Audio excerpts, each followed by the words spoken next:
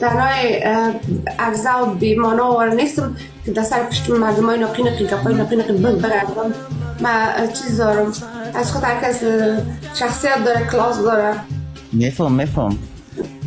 خب چیز است یادآوری کردین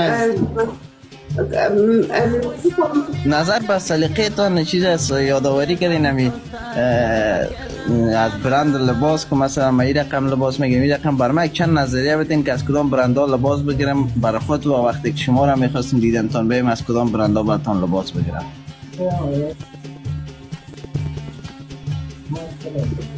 بابا من کسی لباس نگیرم، من لباس زیاد دارم، من ازارات ندارم. ما از برندها دین شهرمان صحبت کردم گفتم دیگه اهل دیالت باشه. صحیح یادم نماند ما از کدام برندها برای یک بچه کدام برندها میزیبه؟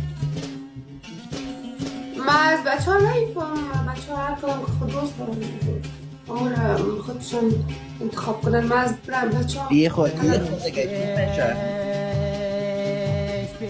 این خود پسندی میشه دیگه. مثلا میال من میفهم بر دخترها کدام لباس ها درست میگه، تو شما چطور میفهمین که چیز از برای بچه ها چی رقم لباسایی میگه خود پسندی میشه؟ خوش دارم که خریداری کنم ولی من خریداری نکنم، نیفهم کدام به آخر یوکی که آمدم یک جای میریم خریداری، چی گفتنی دارید دیگه من خریداری هر روز میرم کم میخرم، ولی چیز دارم دوست دارم که چی بپوشم، لکس بپوشم.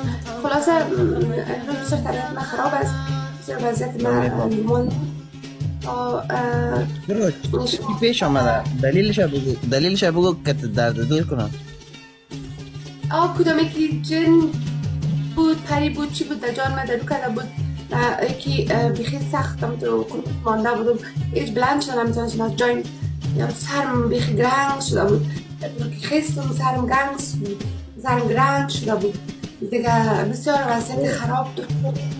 باز من اسپند انداختم زیر چند دقیقه که من راحت شدم، جور شدم.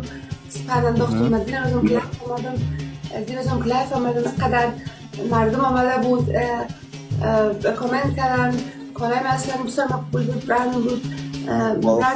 از کالا دیگه هیچ گپ نزین، از کالای دیشبتان هیچ برش هیچ حرف نداره. باز من اون را پوشیده بودم در لایف که آمدم، کلگی آمد و تعریف کرد.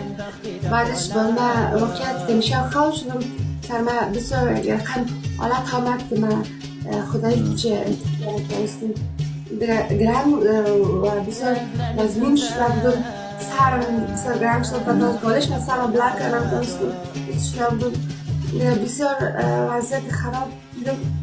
باز من نه حتما میفهمی خودت در زیر لایف که هستن، مثلا هر رقم مردم هستن نه در بین 1000 نفر یا 1500 نفر هر رقم مردم هستن، بعضیشون تویس نویس می باشن، نظر نکرده باشن.